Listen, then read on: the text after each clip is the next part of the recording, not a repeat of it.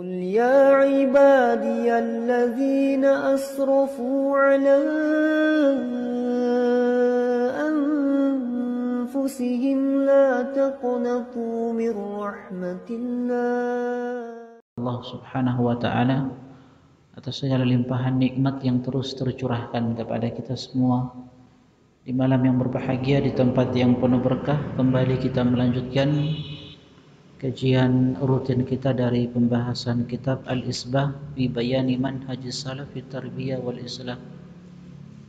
Kitab yang kita terjemahkan kaedah-kaedah meniti jalan generasi terbaik, sebagaimana yang telah kita sampaikan pada pertemuan sebelumnya, bahwa kita mempelajari buku ini, kitab ini, tidak lain tujuan kita untuk memahami betul-betul perkara agama kita, supaya betul-betul apa yang kita jalani di dalam kehidupan ini dari pengamalan Islam betul-betul terarah dan mendapatkan balasan yang terbaik di sisi Allah Subhanahu wa Ta'ala. Dan telah kita pelajari pada pertemuan sebelumnya kaidah yang pertama dari pembahasan kitab ini, kitab Al-Isbah, kaedah-kaedah meniti jalan generasi terbaik.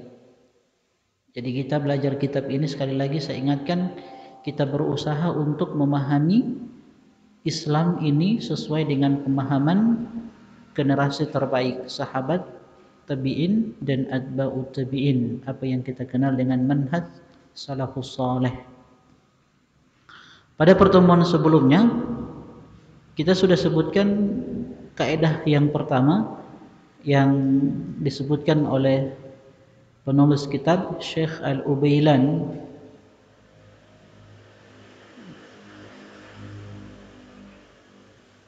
di mana beliau mengatakan kaidah yang pertama bahwa agama kita Islam yang mulia ini dibangun di atas dua pondasi yang agung, al-ikhlas wal mutaba'ah, keikhlasan dan ittiba kepada Nabi sallallahu alaihi wasallam. Dan telah kita sampaikan pada pertemuan-pertemuan sebelumnya tentang dalil-dalil yang berkaitan dengan kaidah yang pertama ini, baik itu yang berkaitan dengan keikhlasan kita ataupun yang kedua berkaitan dengan ittiba kita kepada Nabi sallallahu alaihi wasallam. Dan dua perkara ini adalah landasan di dalam amalan-amalan yang kita lakukan, ikhlas dan ittiba. Sebab syarat diterimanya sebuah ibadah adalah pertama keikhlasan dan kedua ittiba kepada Nabi sallallahu alaihi wasallam. Dan telah kita sebutkan juga pada pertemuan sebelumnya tentang pembagian manusia dilihat dari sisi yang pertama ini, keikhlasan, sebagaimana yang telah disebutkan oleh penulis kitab Syekh Al-Ubailan hafizahullahu ta'ala, di mana beliau membagi 4 golongan manusia dilihat dari kaidah yang pertama ini, bahwa agama ini, Islam ini dibangun di atas dua pondasi yang agung, keikhlasan dan ittiba kepada Nabi sallallahu alaihi wasallam. Apa 4 macam manusia yang telah disebutkan oleh Syekh Al-Ubailan kalau dilihat dan ditinjau dari kaidah yang pertama ini?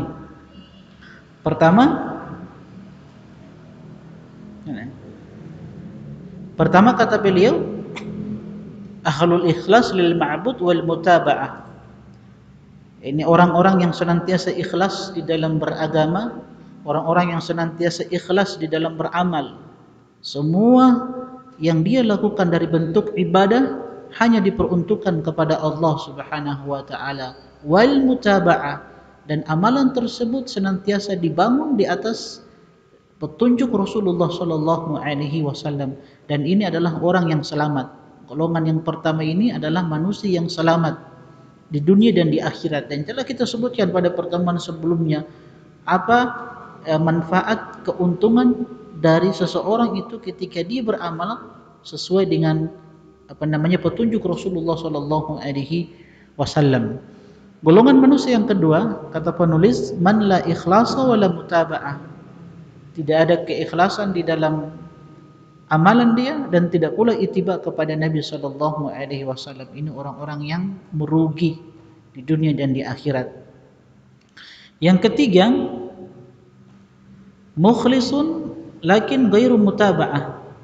Ada orang-orang yang dia ikhlas di dalam melakukan sebuah amalan, tapi di sisi lain amalan yang dia kerjakan tidak ada tuntunan dan contoh dari Rasulullah sallallahu alaihi wasallam. Dia begitu semangat di dalam beramal. Semangat dia beramal, ingin membela agama Allah Subhanahu wa taala, tapi tidak sesuai dengan tuntunan Rasulullah sallallahu alaihi wasallam. Ini juga orang yang merugi. Ya, orang yang merugi, capek-capek beribadah kepada Allah Subhanahu wa taala, tapi amalannya tidak diterima. Yang keempat, muttabi ghairu ikhlas. Ada orang yang beramal, amalan dia sesuai dengan tuntunan Rasulullah sallallahu alaihi wasallam. Tapi ketika dia beramal tidak ada keikhlasan ya di dalam amalan tersebut. Maka ini juga termasuk orang yang merugi dan sudah kita jelaskan ini pada pertemuan sebelumnya. Kita sekarang masuk kaidah yang keempat toh? Kaidah yang kedua ya. Oke, kita masuk kaidah yang kedua. Ini terpercepat ya, ini sudah kita. Oke, sekarang kita masuk kepada kaidah yang kedua. Al-qaidatu tsaniyah. Sekali lagi saya tekankan sama antum, saya sudah berusaha untuk meringkas ya kitab yang kita kaji ini, kitab Al-Isbah dalam bentuk PowerPoint. Ini cuma memudahkan antum. Kalau kita mau kaji kitabnya per dalil, ya, maka mungkin ya butuh waktu yang lama untuk menyelesaikan kitab ini. Jadi saya sudah berusaha untuk meringkas dalil-dalil yang penting untuk kita bahas berkaitan dengan setiap kaidah yang kita akan lalui nanti. Al-qaidatu tsaniyah. Lihat ya, kalau kita ke bukunya,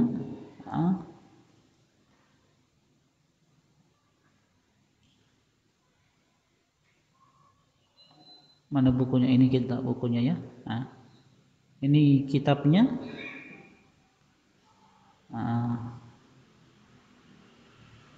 Kaidah yang ke-8.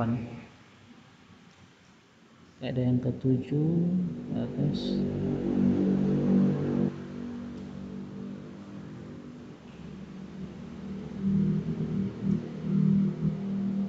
Kaidah yang ke-5. Ke-4.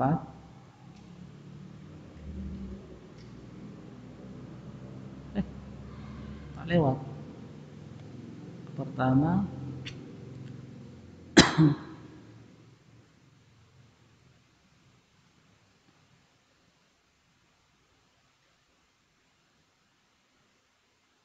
Oke deh. Ini ya, al-qaidatu tsaniyah. Lihat ya, banyak sekali dalil-dalil. Lihat, saya perlihatkan sama antum ya. Banyak dalil-dalil yang disebutkan oleh penulis dari Al-Qur'anul Karim, kemudian dari sunnah Nabi sallallahu alaihi wasallam. Jadi saya ringkas saja beberapa ayat yang saya ambil, tidak semuanya.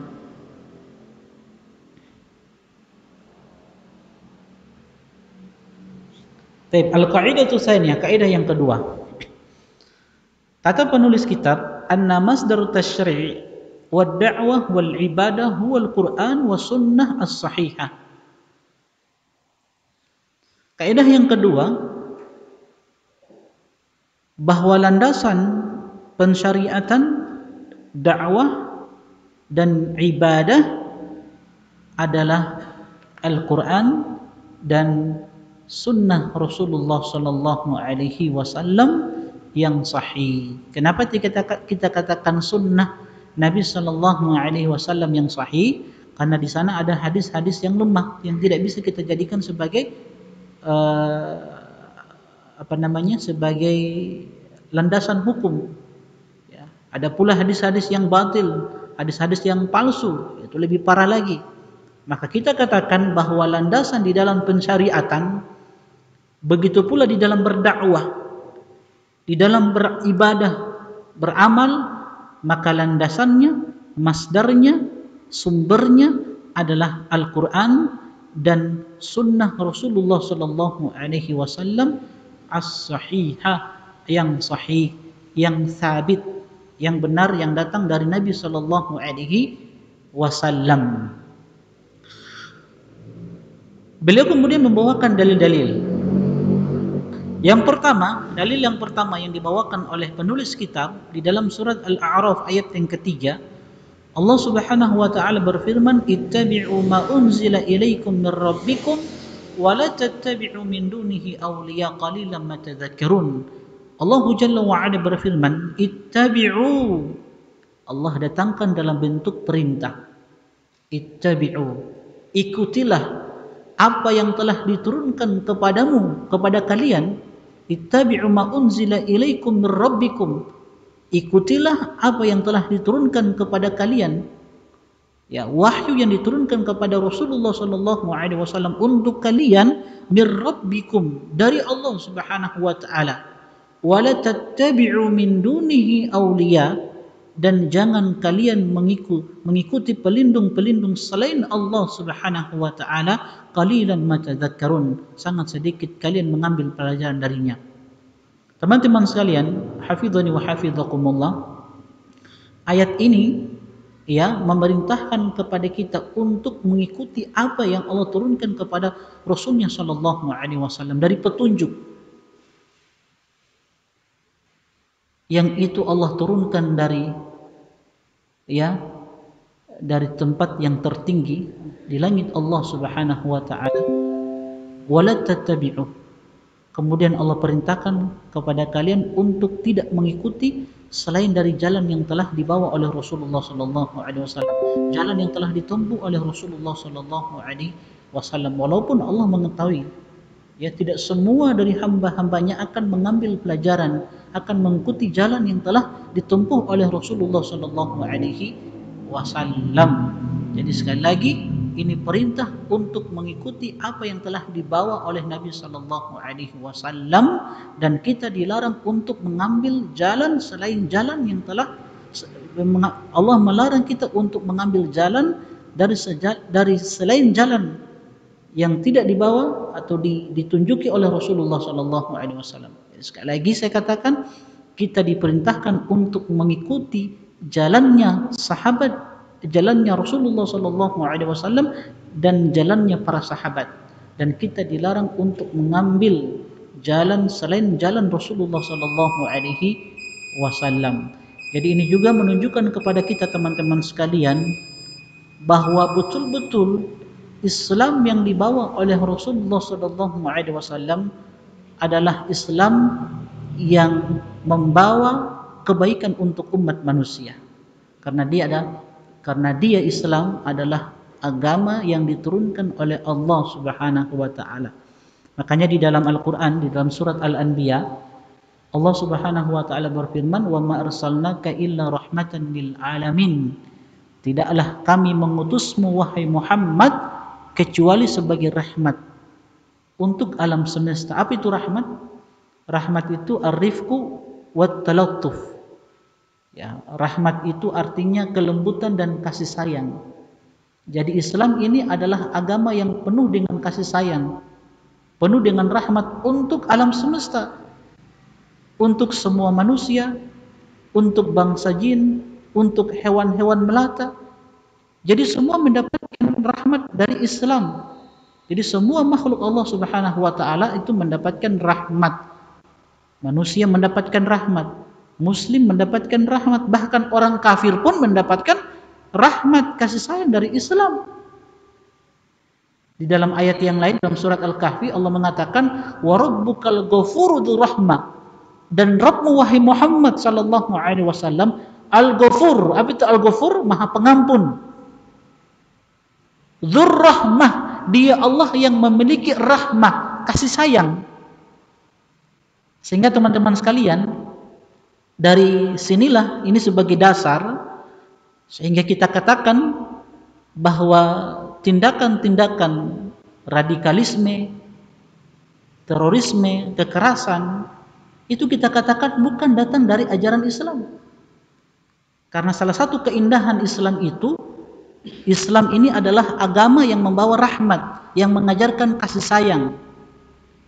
Jangankan manusia, hewan-hewan pun mendapatkan rahmat dari Islam. Bangsa jin.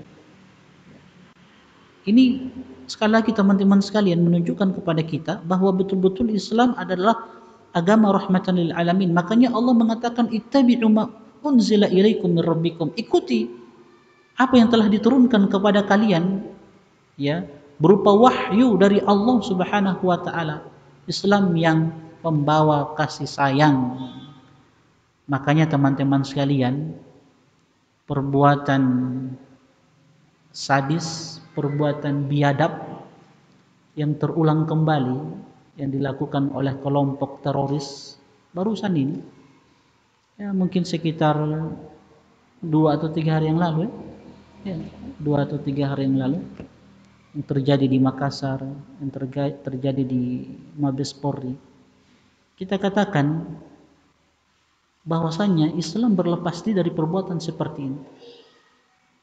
Jadi Islam dan apa yang dibawa oleh Rasulullah SAW dari sunnah-sunnahnya itu berlepas diri dari perbuatan seperti ini, dari perbuatan terorisme, dari perbuatan kelompok teroris, karena memang bertentangan dengan Islam. Islam tidak pernah mengajarkan ini, jemaah sekalian.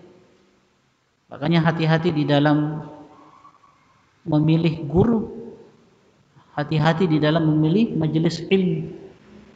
Dan apa yang terjadi saat ini bukti nyata dari apa yang telah disabdakan oleh Rasulullah sallallahu alaihi wasallam, sebagaimana yang diriwayatkan oleh Imam Bukhari.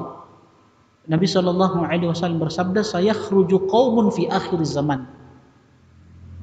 Akan muncul nanti di tengah-tengah kalian sekelompok orang yang akan melakukan kerusakan, yang akan melakukan pemberontakan, yang akan melakukan kekerasan. Kemudian Nabi SAW menyebutkan kepada kita tentang sifat-sifat mereka. Siapa kelompok ini? Nabi katakan, ahdatsul asnan, sufahuul ahlam. Jadi antum harus ketahui dulu bahwa apa yang kita saksikan saat ini dari kelompok teroris, jadi mereka ini sebenarnya adalah anak cucu atau titisan dari kelompok Khawarij yang telah disabdakan oleh Nabi SAW, yang telah Nabi ingatkan kepada kita akan penyimpangan dan kesesatan mereka.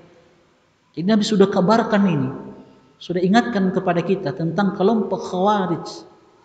Jadi teroris yang ada saat ini, nenek moyang mereka itu Khawarij, yang sudah diingatkan oleh Nabi SAW, yang Nabi katakan sifat mereka ahdatsul asnan. Mereka ini anak-anak muda, anak-anak muda belia, sufahaul ahlam. Tapi Nabi katakan mereka ini bodoh, pendek akalnya.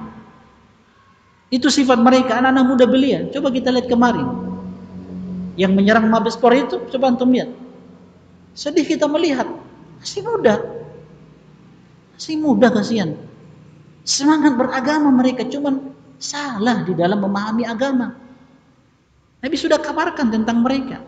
Peristiwa kemarin di Makassar juga kan, pasangan suami istri baru 6 bulan menikah. Terus seperti itu, coba antum lihat. Coba antum lihat wasiat mereka, antum lihat. Ya, kita lihat, ya Allah, sedih sekali. Semangat beragama, cuman salah di dalam memilih guru, teman-teman sekalian. Keliru mereka. Sehingga mereka lakukan apa? Bom bunuh diri. Yang Islam berlepas diri dari mereka. Jadi Nabi SAW katakan sifat mereka ini kelompok yang akan keluar nanti di tengah-tengah kalian, ahdatsul asnan, anak-anak muda, sufahaul ahlam, ya mereka orang-orang bodoh, pendek akalnya, cuman semangat di dalam beragama tapi tidak didasari dengan ilmu. Yang kemudian kata Nabi SAW, yang rukuna minad-din. Lihat akibatnya apa? Karena semangat di dalam beragama tapi tidak didasar dengan ilmu yang benar. Mereka beragama tapi tidak memahami Al-Quran dan Sunnah itu sesuai dengan pemahaman generasi yang terbaik. Siapa generasi yang terbaik? Sahabat tabi'in dan atba'u tabi'in. Itu salahnya mereka. Mereka tidak memahami Al-Quran dan Sunnah dengan pemahaman generasi yang terbaik. Akhirnya, akibatnya, apa kata Nabi? Yamrukuna minad-din kama yamruku sahmu minar ramiyah. Mereka itu keluar dari Islam sebagaimana keluarnya anak panah dari sasarannya.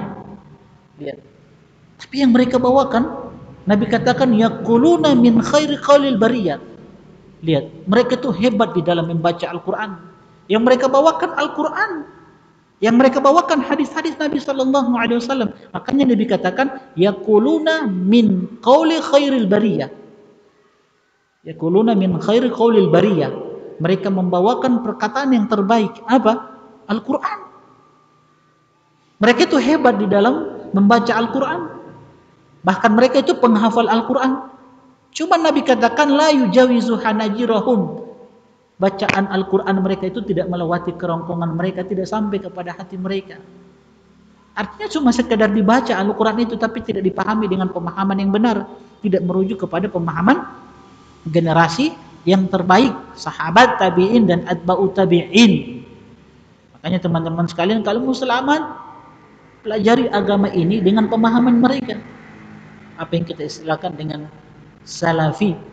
Ya, ini juga bantahan kepada Pak Kiai yang mengatakan bahwasanya bibit terorisme itu dari kelompok salafi. Justru kita katakan teroris-teroris ini bukan salafi.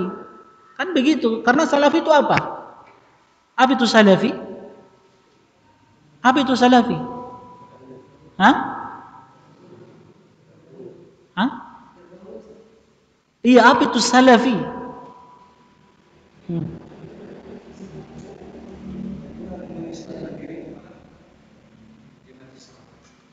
Iya, orang yang beragama, yang pemahamannya, yang memahami agama ini merujuk kepada pemahaman sahabat tabi'in dan atba'u tabi'in.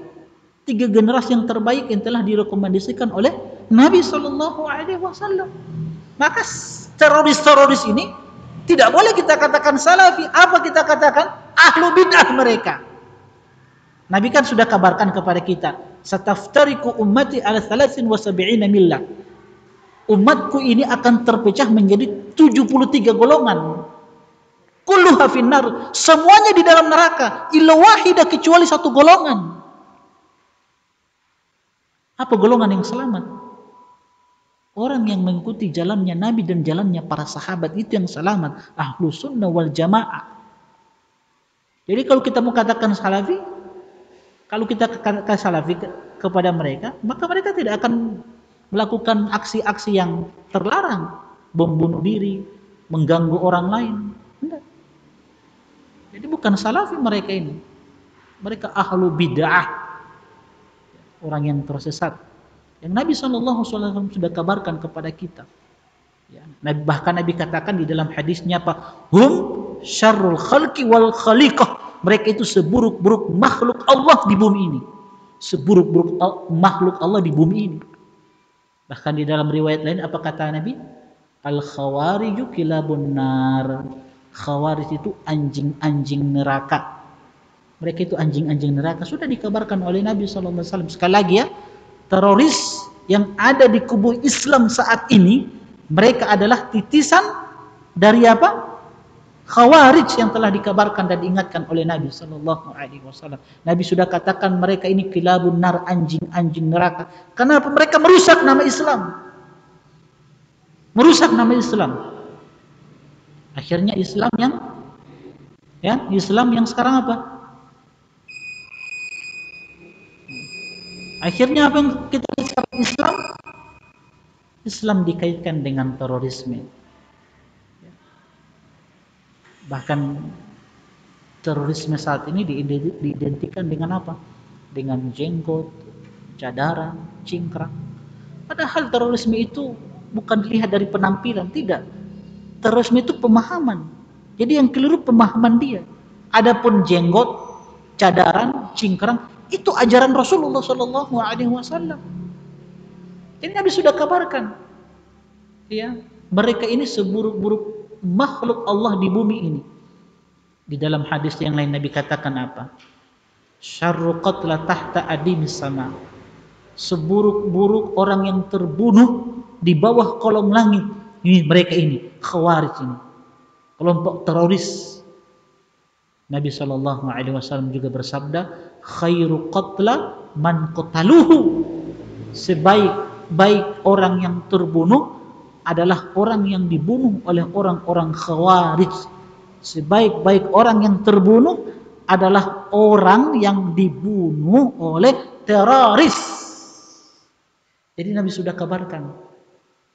Ya. Dan Nabi SAW bersabda, fa aina ma laqitumuhum faqtuluhu.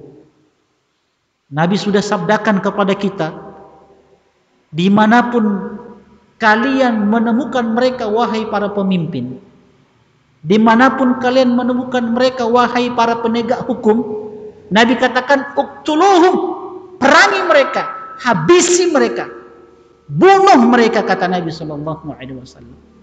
Kenapa? Fa inna fi qatlihim ajran yaumal qiyamah. Sebab pembunuhan kepada mereka itu mendapatkan pahala di sisi Allah Subhanahu wa taala di hari kiamat. Tapi ingat, membunuh mereka itu tugasnya pemerintah kita. Makanya Nabi katakan fa aina malakitumuhum, dimanapun yang wahai para penegak hukum menemukan mereka, kalau mereka membuat kekacauan, pemberontakan, Nabi katakan uktuluhum, bunuh mereka, perangi mereka, habisi mereka ini. Sebab mereka, ya kalau kita melihat penyimpangan, kesesatan mereka itu luar biasa. Kelompok teroris ini kelompok yang sangat kejam, sadis mereka ini. Karena kita tahu bersama di antara penyimpangan mereka, pertama apa? Mereka suka mengkafirkan kaum muslimin. Mereka mengkafirkan pemerintah. Jangankan pemimpin kita dikafirkan. Sahabat Al-Khalifah Ar-Rasyid, menantu Rasulullah SAW. Siapa khalifah yang merupakan menantu Rasulullah SAW? Siapa? Ali bin Abi Thalib. Itu dikafirkan oleh Khawarij, bahkan dibunuh. Dibunuhnya itu di bulan Ramadan, ketika sahabat Ali bin Abi Thalib ingin melaksanakan sholat subuh. Ya, makanya tidak heran kelompok teroris ini selalu ketika mau masuk Ramadan, mereka melakukan apa? Kekacauan. Karena sudah ada nenek moyang mereka dulu, sahabat Ali bin Abi Thalib itu dibunuh di bulan Ramadan ketika ingin melaksanakan sholat subuh. Ini kekejaman mereka, ini sejarah kejamnya mereka ini, orang-orang teroris yang merupakan cucu dari Khawarij. Sahabat Abdullah bin Khabbab bin Arad ini lebih kejam lagi. Tahu sahabat Abdullah bin Khabbab? Jadi Abdullah ini anaknya sahabat siapa? Anaknya siapa? Sahabat ini namanya Abdullah bin Khabbab. Jadi Abdullah ini anaknya siapa? Anaknya siapa? Taib. Antum coba saya. Sahabat ini namanya Abdullah bin Khabbab. Jadi Abdullah ini bapaknya siapa? Hah? Siapa bapaknya? Khabbab. Ini dua orang sahabat ini. Sahabat Nabi SAW. Antum tahu Abdullah ini itu pernah ditawan oleh orang-orang Khawarij dengan istrinya. Apa bentuk kekejaman mereka? Itu Abdullah itu dibunuh oleh mereka. Yang lebih parah istrinya Abdullah ini itu dalam keadaan hamil dibunuh, kemudian janinnya itu dikeluarkan, disembelih lagi. Lihat bagaimana sejarah kejamnya teroris itu. Jadi antum tidak perlu heran sebenarnya. Jadi Nabi sudah kabarkan mereka. Jadi ini bukan konspirasi, nyata mereka memang ada. Ya. Makanya hati-hati di dalam beragama ini, memilih guru hati-hati teman-teman sekalian. Harus seleksi di dalam memilih guru. Hadir majelis harus seleksi, kasihan anak-anak muda. Cuma semangat di dalam beragama tapi salah di dalam memilih guru. Waliyadzubillah. Baik, insyaallah kita lanjut setelah itu.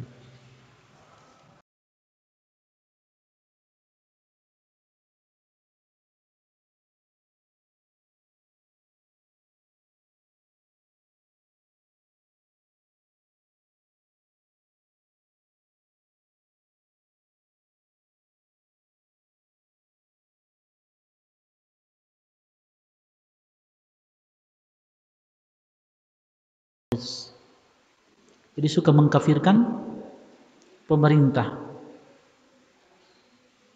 mengkafirkan kaum muslimin. Jangankan pemerintah kita yang dikafirkan, sahabat Nabi sallallahu alaihi wasallam yang merupakan menantu Rasulullah sallallahu alaihi wasallam, seorang sahabat yang sudah dikabarkan oleh Nabi sallallahu alaihi wasallam bahwa beliau ini Ali bin Abi Thalib di antara 10 sahabat yang dikabarkan oleh Nabi sallallahu alaihi wasallam masuk ke dalam surga. Itu dikafirkan oleh orang. Siapa bapaknya? Kelompok teroris. Bahkan dibunuh oleh mereka. Ketika mereka membunuh sahabat Ali bin Abi Thalib radhiyallahu taala anhu, itu mereka katakan jihad. Mereka katakan jihad. Mereka anggap itu ibadah. Sama dengan kelompok teroris hari ini. Mereka anggap itu ibadah. Mereka anggap itu jihad. Padahal bukan jihad itu. Kalaupun jihad, iya kita katakan jihad. Tapi jihad di jalan syaitan. Bukan jihad di jalan Allah. Ya. Maka perlu kita ketahui penyimpangan-penyimpangan mereka. Maka Ana sering ingatkan teman-teman sekalian, bersyukur kita ini bisa mengenal Islam. Mengenal Islam yang benar, Islam yang bersumberkan dari Al-Quran dan Sunnah Nabi SAW. Yang keduanya ini kita pahami dengan pemahaman generasi sahabat. Sekali lagi saya mau tanya sama antum, kenapa selalu saya katakan Al-Quran dan Sunnah itu harus dipahami dengan pemahaman generasi sahabat tabi'in, atba'u tabi'in? Siapa yang mau jawab? Selalu saya bilang Al-Quran dan Sunnah yang dipahami dengan pemahaman generasi yang terbaik, sahabat tabi'in, atba'u tabi'in. Kenapa harus ada yang ketiga ini? Kenapa? Kenapa? Hah? Kenapa? Apa jawabannya? Saya sudah sampaikan. Oke, itu salah satu jawaban. Apalagi? Kenapa kita sampaikan Islam itu sumbernya Al-Quran, Sunnah dengan pemahaman generasi yang terbaik, sahabat. Kenapa? Kenapa harus pemahaman sahabat? Nah, itu salah satunya karena sahabat adalah orang-orang yang sudah direkomendasikan oleh Nabi SAW. Kedua, setiap kelompok di dalam Islam yang menyimpang selalu mereka katakan kita berpegang kepada Al-Quran dan Sunnah. Bahkan Khawarij, teroris pun itu berpegang dengan Al-Quran dan Sunnah. Cuma salahnya mereka pahami Al-Quran dan Sunnah itu dengan hawa nafsu mereka. Mereka tidak kembalikan kepada pemahaman generasi yang terbaik, sahabat. Coba kalau mereka kembalikan Al-Quran dan Sunnah itu pada pemahaman para sahabat, tidak jadi teroris mereka. Jadi tidak perlu heran, mereka ini sudah ada. Nabi sudah kabarkan, Nabi sudah ingatkan akan bahayanya mereka ini. Yang tadi kita sebutkan hadis-hadis Nabi. Kullama kharaja qaumun quti. Kata Nabi, mereka ini tidak akan pernah habis. Tidak akan pernah selesai mereka ini. Setiap generasi, setiap masa ada mereka ini, kelompok teroris itu. Nabi katakan sallallahu alaihi wasallam, setiap satu generasi mereka muncul untuk melakukan kerusakan, pemberontakan. Nabi katakan kuti, mereka itu ditumpas, dihabisi. Kullama kharaja qarnun kuti, setiap mereka muncul lagi untuk melakukan kerusakan, pemberontakan, bom bunuh diri. Nabi katakan kuti, mereka dihabisi, dibunuh, ditumpas mereka ini. Sampai Nabi katakan la yazaluna yakhrujuna illa zamani dajjal. Sampai mereka itu akan bergabung dengan Dajjal di akhir zaman. Sampai akhir zaman nanti mereka ini Khawarij, teroris itu akan bergabung dengan Dajjal, kata Nabi sallallahu alaihi wasallam. Cuman saat ini yang perlu kita bekali diri kita dengan ilmu. Kita sampaikan ini, harus kita sampaikan. Karena sebagian kaum muslimin, karena perbuatan mereka, akhirnya sebagian kaum muslimin saat ini tidak bangga lagi dengan Islamnya. Malu-malu untuk apa? mengatakan dia sebagai seorang muslim, apalagi memelihara jenggot yang merupakan ajaran Rasulullah sallallahu alaihi wasallam. Tidak mau cingkrang, kenapa? Nanti dituduh teroris. Padahal sekali lagi kita katakan terorisme itu bukan penampilan. Terorisme itu pemahaman. Jadi tidak boleh kita mengenali atau mengatakan seorang teroris itu dengan penampilannya, dengan jenggotnya, cadarannya, cingkrangnya, tidak. Tapi pemahaman dia. Ya, sekali lagi kita katakan ini sudah dikabarkan oleh Nabi Shallallahu Alaihi Wasallam. Nah, yang kedua di antara penyimpangan mereka yang paling berbahaya selain mengkafirkan apa? Memberontak kepada pemerintah kaum muslimin yang sah. Padahal prinsip agama kita nanti akan pelajari nanti dia di kaidah yang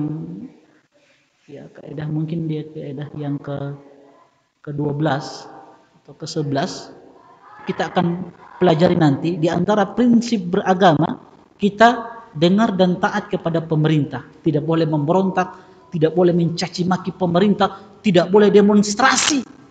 Ini indahnya Islam, ini indahnya Islam. Ya, jangankan bom bunuh diri, main petasan saja haram, tidak boleh. Merokok saja haram merokok, apalagi bom bunuh diri.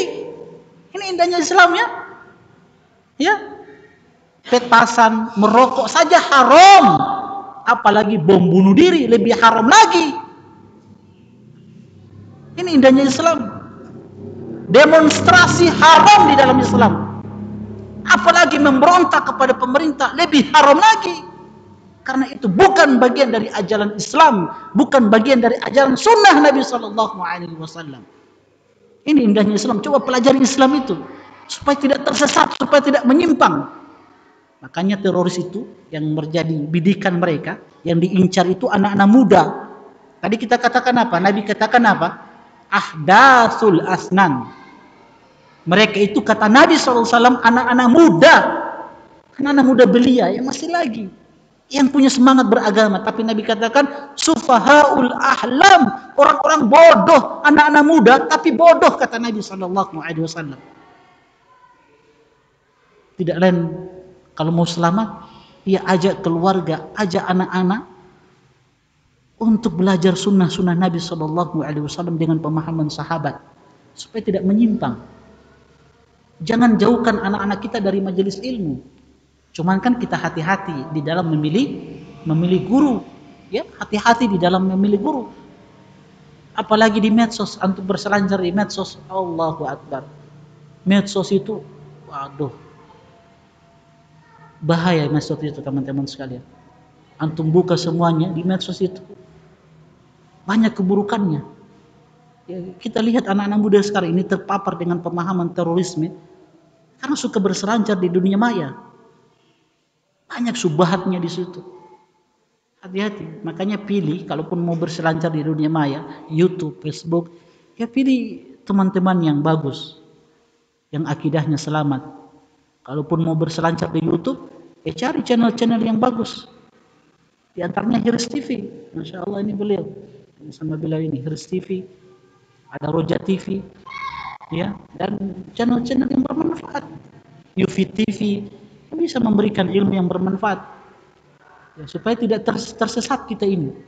Apalagi anak-anak muda, pokoknya semangat dia beragama, akhirnya salah guru, tersesat dia, jadi teroris dia. Ya, maka sekali lagi teman-teman sekalian, ini sikap kita. Seorang Muslim punya sikap yang tegas. Tidak boleh mendukung mereka. Ya, tidak boleh mendukung mereka. Sebab mereka tersesat, menyimpang. Nabi Shallallahu Alaihi Wasallam mengatakan la'anallahu man awa muhditsan. Allah itu melaknat orang-orang yang memberi dukungan kepada pelaku bid'ah. Orang-orang yang keluar memberi dukungan kepada pelaku kriminalitas, sejarah kejamnya teroris. Tidak boleh kita kasih dukungan kepada mereka. Tidak boleh. Tidak boleh. Allah melaknat. Tidak bisa. Karena ini perbuatan yang tercela, yang dilarang dan diharamkan di dalam Islam. Maka sekali lagi teman-teman sekalian, jamaah sekalian, saya mengajak kepada kita semua, kalau mau selamat, coba belajar Islam yang benar. Islam yang betul-betul dibawa oleh Rasulullah SAW. Karena sekarang ini semua kelompok di dalam Islam yang menyimpang, yang sesat, mereka bilang kita berpegang pada Al-Quran dan Sunnah Nabi. Cuman sekali lagi yang menyimpang, kenapa mereka tersesat? Karena mereka memahami Al-Quran dan Sunnah dengan hawa nafsu, dengan logika mereka, dengan akal mereka. Mereka tidak kembalikan Al-Quran dan Sunnah itu kepada generasi yang terbaik, sahabat, tabi'in dan atba'ut tabi'in. Ya, jelas ya? Jelas ya? Nah, jadi belajar. Alhamdulillah kita belajar. Makanya saya bawakan materi ini bagus. Karena ini kita belajar kaidah-kaidah di dalam meniti generasi yang terbaik. Ini prinsip-prinsip beragama. Prinsip yang pertama apa tadi? Bahwa Islam ini dibangun di atas dua pondasi. Apa itu? Ikhlas dan ittiba. Satu amalan kalau tidak ada keikhlasan, tidak ada ittiba, tidak akan diterima oleh Allah Subhanahu wa ta'ala. Kemudian yang kedua, bahwa pensyariatan, kemudian dakwah kita, ibadah kita bersumber pada Al-Quran dan sunnah yang sahihah. Sunnah yang sahih. Kenapa kita katakan sunnah yang sahih? Sebab di sana ada sunnah-sunnah atau hadis-hadis yang lemah, yang tidak bisa kita jadikan sebagai landasan di dalam beramal. Tidak boleh. Nanti akan datang kaidah yang ketiga, bahwa kita pahami Al-Quran dan Sunnah dengan pemahaman generasi yang terbaik. Ini akan ada pada kaidah yang ketiga nanti insya Allah. Ini dalil yang pertama. Dalil yang kedua, Allah berfirman dalam surat Az-Zukhruf ayat yang ke-43, "Fastamsik billadzi uhiya ilaik, innaka 'ala siratin mustaqim." Allah berfirman, "Fastamsik." Lihat, ini juga datang dalam bentuk perintah. Fastamsik. Kalau yang pertama ittabi'u, ikuti, dalam bentuk perintah. Berarti perintah itu menunjukkan sebuah kewajiban. Wajib bagi kita untuk mengikuti apa yang dibawa oleh Rasulullah SAW. Begitu juga pada ayat yang kedua ini, fastamsik, berpegang teguhlah billadzi uhiya ilaik, berpegang teguhlah wahai Rasul kepada yang diwahyukan kepadamu. Kalau Rasul diperintahkan untuk berpegang kepada wahyu, maka kita sebagai umatnya lebih utama untuk berpegang kepada wahyu. Dan wahyu di sini Al-Quran dan Sunnah. Jadi Al-Quran wahyu, Sunnah pun wahyu. Ya. Innaka 'ala siratin mustaqim. Sesungguhnya engkau berada di atas jalan yang lurus. Jadi kalau mau selamat, mau berada di atas jalan yang lurus, maka ikuti apa yang dibawa oleh Rasulullah SAW. Ini yang kita minta. Minimal berapa kali kita minta di dalam salat kita? Salat 5 waktu itu berapa? Salat 5 waktu minimal berapa kali kita minta ihdinas siratal mustaqim? Berapa kali? 17 kali. Minimal. Belum salat-salat sunnahnya, baru yang wajib-wajib. Minimal dalam sehari kita minta ihdinas siratal mustaqim. Ya Allah, tunjuki ya Allah kami ke jalan yang lurus. Apa jalan yang lurus? Jalan yang ditempuh oleh Nabi SAW. Jalan yang ditempuh oleh manusia-manusia terbaik, sahabat, tabi'in dan atba'ut tabi'in.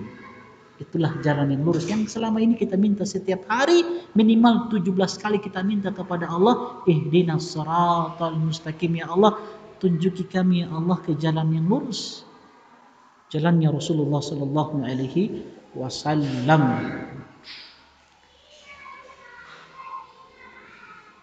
Taib yang keempat, Allah berfirman, ya ayyuhalladzina amanu la tuqaddimu baina yadayillahi wa rasulih. Wahai orang-orang yang beriman, jangan kalian mendahului Allah dan Rasulnya sallallahu alaihi wasallam. Jadi di sini Allah Subhanahu wa taala melarang kita mendahulukan satu ucapan di atas ucapan Allah dan Rasulnya sallallahu alaihi wasallam. Artinya teman-teman sekalian, kalau kita dihadapkan dengan Al-Quran dan Sunnah Nabi sallallahu alaihi wasallam, dengan hadis-hadis Nabi sallallahu alaihi wasallam, jangan tentangkan, jangan tabrakan Al-Quran dan hadis-hadis Nabi sallallahu alaihi wasallam dengan satu ucapan pun dari ucapan manusia, tidak boleh. Kalau itu Al-Quran dan Sunnah kita terima sami'na wa ta'na. Kita harus dahulukan Allah dan Rasulnya Sallallahu Alaihi Wasallam. Kemudian Rasulullah Sallallahu Alaihi Wasallam bersabda, taraktu fikum amrayni lan tadillu ma tamassaktum bihima kitabullah wa sunnata rasulih Sallallahu Alaihi Wasallam. Sungguh, kata Nabi Sallallahu Alaihi Wasallam, telah aku tinggalkan kepada kalian dua perkara.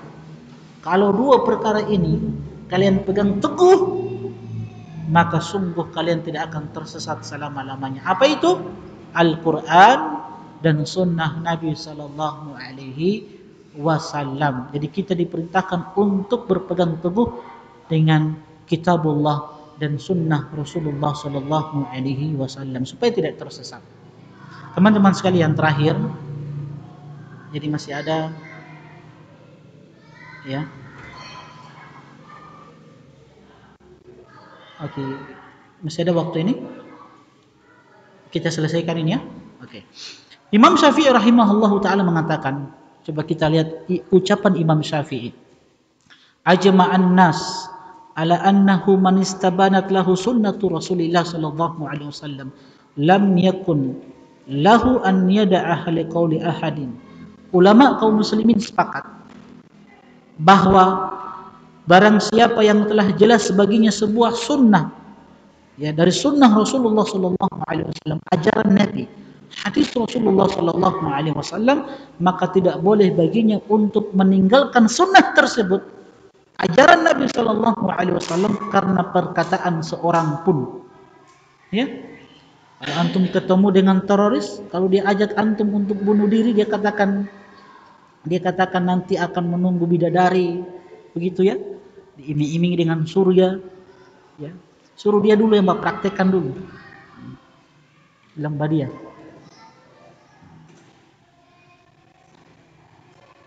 Abu Bakar As-Siddiq radhiyallahu taala anhu berkata, lastu tarikan syai'an kana Rasulullah sallallahu alaihi wasallam ya'malu bihi illa amiltu bihi. Tidaklah aku biarkan satu pun yang Rasulullah sallallahu alaihi wasallam amalkan kecuali aku amalkan. Kenapa? Inni aksha in taraktu syai'an min amrihi an azik. Jangan sampai kalau ada satu perkara yang itu merupakan sunnah Nabi sallallahu alaihi wasallam, kalau aku tinggalkan aku menyimpang. Ini Masya Allah Abu Bakar As-Siddiq radhiyallahu taala anhu. Jadi satu perkara dari sunnah Nabi sallallahu alaihi wasallam kalau kita tinggalkan, itu hati-hati teman-teman sekalian, bisa menyimpang, bisa tersesat kita. Makanya sekali lagi kita katakan, kenapa kita beragama? Kembali kepada jalannya Rasulullah sallallahu alaihi wasallam dan jalannya para sahabat supaya tidak tersesat, supaya tidak menyimpang sebagaimana orang-orang teroris, kelompok teroris yang menyimpang dari jalannya Rasulullah sallallahu alaihi wasallam. Terakhir kita tutup, kita mau ingatkan, sekarang kita berada di tanggal 20 Sya'ban. 20 Sya'ban sekarang? 20 Sya'ban ya? Hari Jumat kan? Kita sekarang 20 Sya'ban.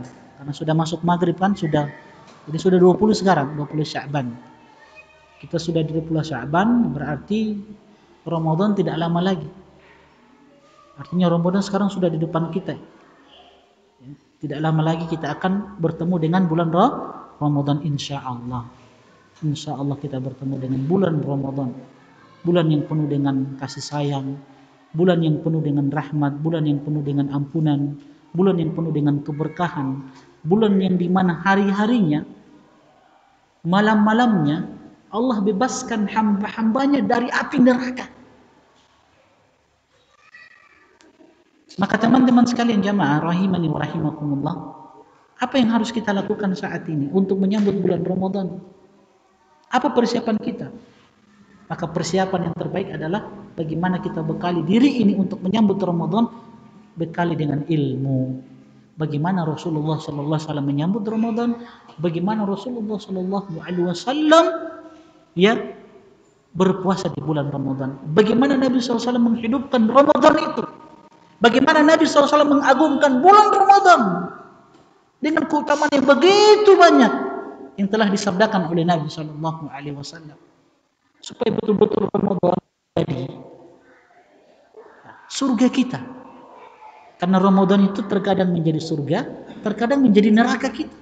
Makanya Nabi SAW mengatakan apa? Ragima anfu rajulin adrakahu Ramadan, tsumman salaha falam yukfar lahu.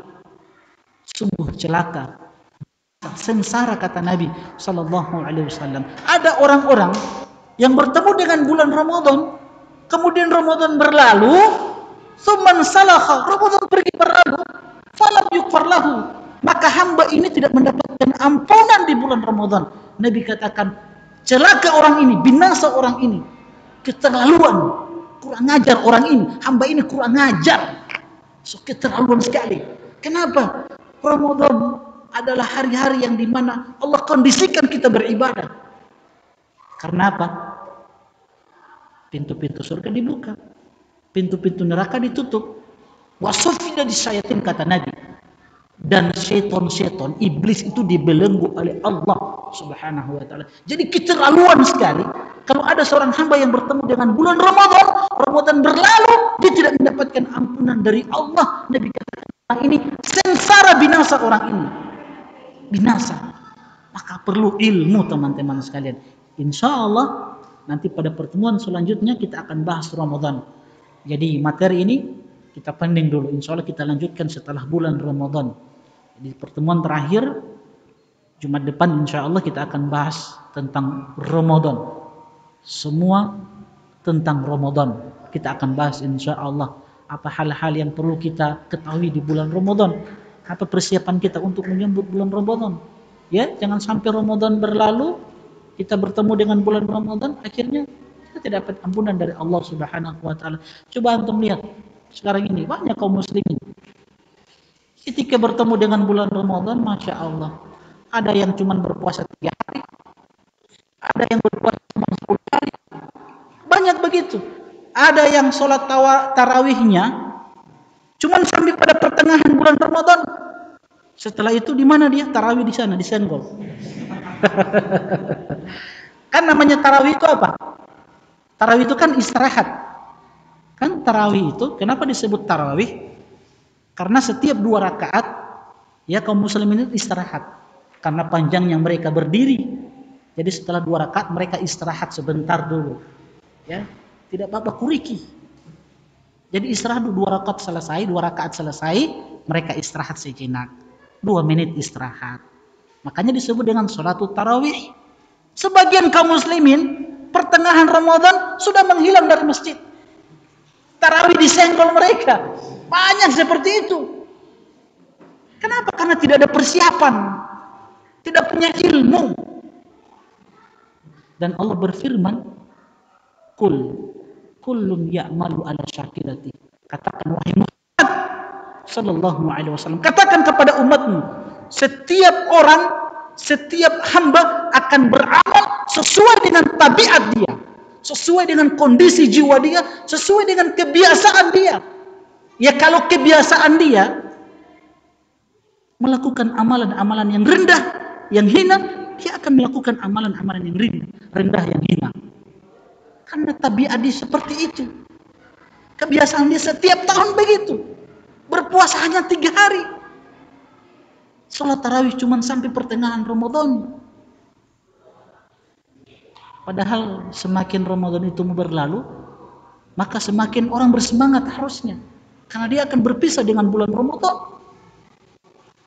Kenapa? Jadi itu jawabannya. Jawaban. Antum melihat ada sebagian kaum muslimin yang cuma berpuasa 3 hari. Karena apa? Tabiat dia seperti itu. Karena memang tabiat dia seperti itu. Allah sudah tegaskan. Muhammad, katakan kepada umatmu, setiap orang beramal sesuai dengan tabiat dia. Karena memang tabiat dia jelek. Tabiat dia hina. Kita mau ibaratkan lalat. Antum tahu lalat? Tahu lalat? Lalat itu sukanya di mana? Di tempat-tempat yang kotor. Antum tidak bisa perintahkan lalat, wahai lalat, coba pindah ke tempat-tempat yang bersih. Tidak mampu dia, tidak bisa. Kenapa? Karena sudah tabiat lalat seperti itu. Sukanya di tempat-tempat yang kotor. Begitu juga seorang hamba. Kalau tabiat dia yang hina, dia akan melakukan amalan-amalan yang hina. Berat bagi dia untuk sholat tarawih. Berat bagi dia untuk puasa. Karena jiwanya seperti itu. Maka Makanya perlu ilmu teman-teman sekalian.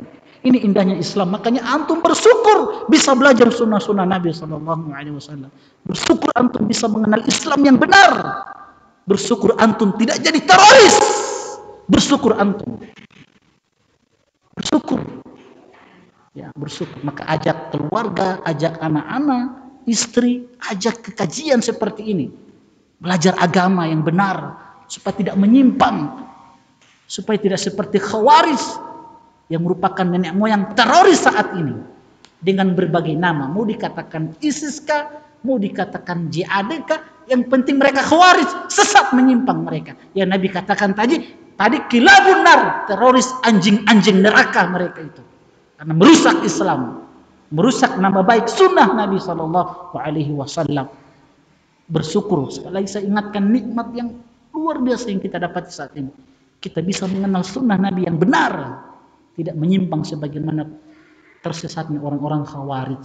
Ya, insya Allah pada pertemuan selanjutnya kita akan bahas tentang Ramadan.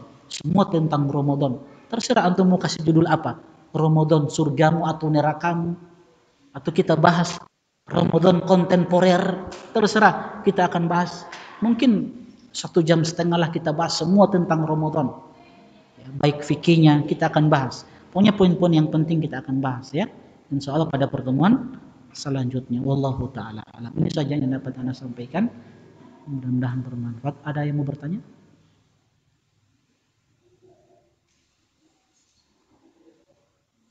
Tidak ada. Kalau tidak ada sudah, alhamdulillah kita tutup. Bismillah.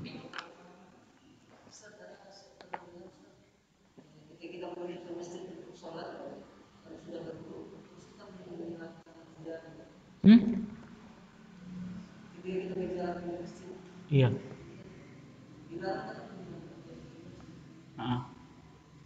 Pada saat sholat. Pada saat kita menuju masjid, dan pada saat kita sudah sampai masjid, kita juga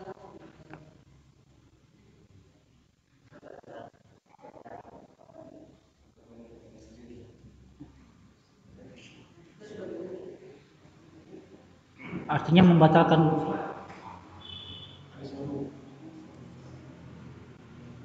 Wallahu ta'ala alam. Nanti kita bahas insyaallah. Oke. Ada yang mau bertanya tentang puasa? Insyaallah pertemuan selanjutnya saja ya. Oke, sudah ya, saya cukupkan saja. Mudah-mudahan bermanfaat. Sekali lagi saya mengajak kepada diri saya dan teman-teman sekalian untuk terus bersemangat belajar Islam yang benar, Islam yang bersumber dari Al-Quran dan Sunnah Nabi Sallallahu Alaihi Wasallam. Yang keduanya kita pahami dengan pemahaman generasi yang terbaik. Kita berdoa kepada Allah Subhanahu Wa Taala semoga negeri kita dijadikan negeri yang penuh dengan ketentraman, keamanan, negeri yang penuh dengan keberkahan. Kita berdoa kepada Allah Subhanahu Wa Taala semoga Allah senantiasa memberikan taufik, kekuatan kepada pemimpin kita, kepada pemerintah kita. Ya Allah, berikan hidayah kepada mereka.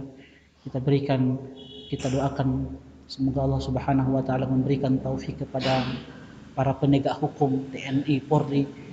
Ya, semoga mereka bisa menghabisi orang-orang yang merusak nama Islam dari kelompok-kelompok teroris yang ada di negeri kita saat ini. Dan semoga Allah menjadikan ya kaum muslimin orang-orang yang bisa mengenal sunnah-sunnah Nabi Sallallahu Alaihi Wasallam yang benar, yang bersumber dari Al-Quran dan sunnah Nabi Sallallahu Alaihi Wasallam yang dipahami dengan pemahaman sahabat Rasulullah Sallallahu Alaihi Wasallam. Subhanakallahumma bihamdik, asyhadu an la ilaha illa anta, astaghfiruka wa atubu ilaik.